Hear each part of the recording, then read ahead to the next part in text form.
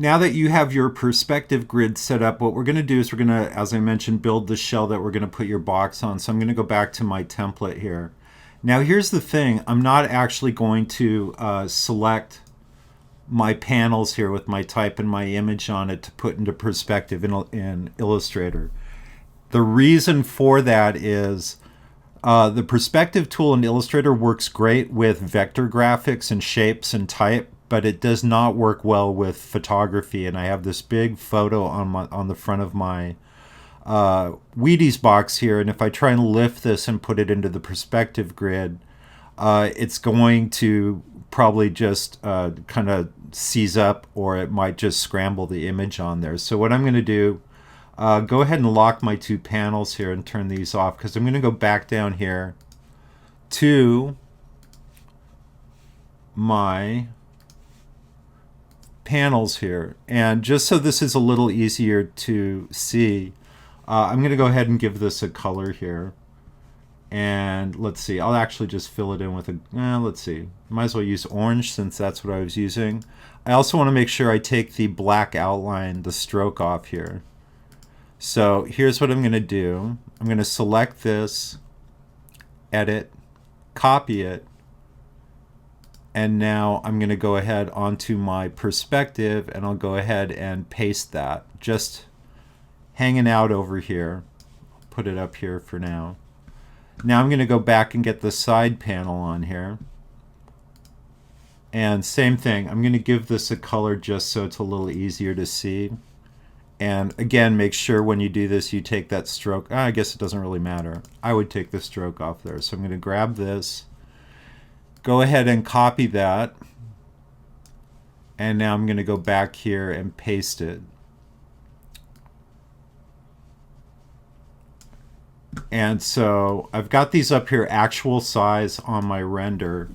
And now what we're going to do is we're going to place these on the perspective grid. So the way the perspective grid works is you'll notice here when you're in the perspective grid, you'll have this little cube up here at the top. And the colors on the side of the cube correspond to whatever side you're working on. So here's the blue side of the cube, that would be here. If I click on this, come on.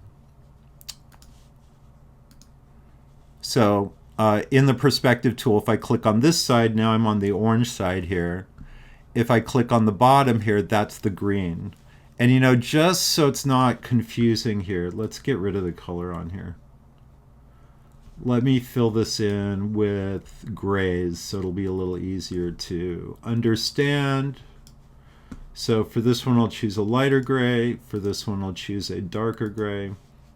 So the way it works is the perspective grid actually has its own selection tool. If you come back over here to the grid tool in the toolbar, click and hold that down, you'll see there is a separate perspective tool here, and you want to select that. And once you do that, I'm going to take the front and I want to put it on this blue grid. So make sure you come up here and select the blue. Now I'm going to come here and grab this and I'm going to put it down here. And all the same tools or all the same functions that work in Illustrator also work when you're in the perspective tool. So what I did is I just size this down so it would work on the grid here, and I've got it lining up perfectly there. Now what I want to do is put the side on here as well. So in the perspective tool, come up here and click on the orange side of the cube, and now I'm going to go and grab the side here. Obviously it's too big. You can just go ahead and grab this and size it down, holding the shift key down to make sure it stays in proportion. That's very important. I'll back up and do that again too. When you're sizing this down, if you just grab this and drag it down, you're going to distort the side on here. So when you grab the corner, make sure you hold that shift key down. And I'm going to go ahead and move this up. And again, I'm not using the regular selection tool. I'm using the one that's in the perspective tool over here. So that looks pretty good. right now. I'm going to zoom in here. I want to make sure these corners match up so that it's pretty exact. And you can see I'm a little off there. So again, I'm going to grab the corner, hold the shift key down, and there, get it very close. Now, before we get out of perspective grid here, what I also want to do is create a shape that I'm going to be able to use as a shadow for this. And here's the way I'm going to work this out. What I'm going to do is come over here in the perspective grid. I'm going to click on the green bottom grid down here. I'm going to grab the rectangle tool. Now, as long as I'm in the perspective tool or perspective grid, any tool you grab up here is going to work in perspective. So what I'm going to do is click on the rectangle, and I'm going to create a shape for the shadow. So I'm going to start at this corner and zoom out a little bit here. Let's see. Let's make this darker like a shadow just so we can see.